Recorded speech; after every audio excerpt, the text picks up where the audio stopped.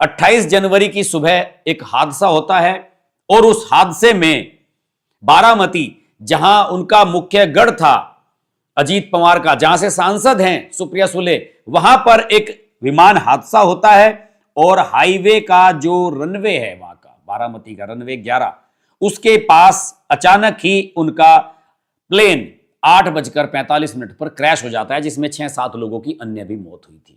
और सब कुछ ऐसा लगता है कि जो चीजें पटरी पर जाती हुई नजर आ रही हैं वो अचानक ही बिखर गई हैं। एक बड़ा घटनाक्रम चलता है।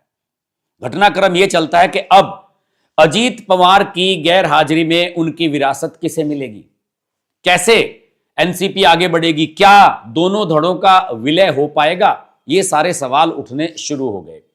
ऐसे में देवेंद्र फडणवीस ने एक मास्टर स्ट्रोक चला।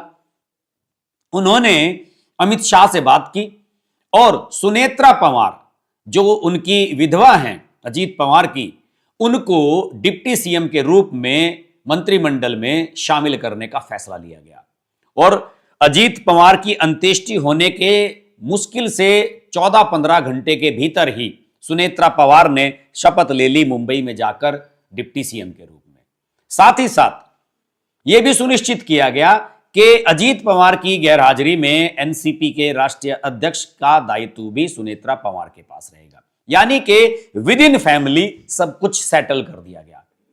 इस बात से बहुत सारे लोग चौंके।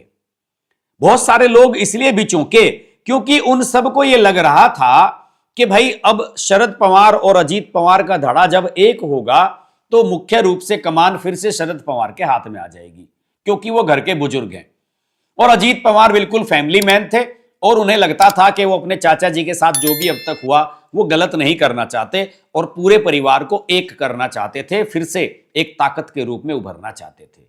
यहां तक चर्चाएं चल गई थी कि सुप्रिया सुले को केंद्र में मंत्री बनवा दिया जाएगा। शरद पवार का जो राज्यसभा का कार्यकाल अभी खत्म होने वाला है 2 अप्रैल को, उन्हें फिर से राज्यसभा में भेज दिया जाएगा, क्योंकि एनसीपी के पास इतनी स्ट्रेंथ थी कि उनको राज्यसभा में फिर से भिजवा सके। लेकिन अचानक ही सब कुछ ऐसा हो गया कि किसी को समझ में नहीं आया कि क्या हो रहा था। और मेरा मानना है कि सुनेत्रा पवार को एनसीपी के अध्यक्ष बनाना और डिप्टी सीएम बनाना, यह भी देवेंद्र फडणवीस और अमित शाह का मास्टर स्ट्रोक था कि किसी प्रकार का भी विखंडन ना हो और जिस प्रकार की परिस्थितियों में एनसीपी हमारे पास आई थी उसी प्रकार की परिस्थितियों में आगे चलती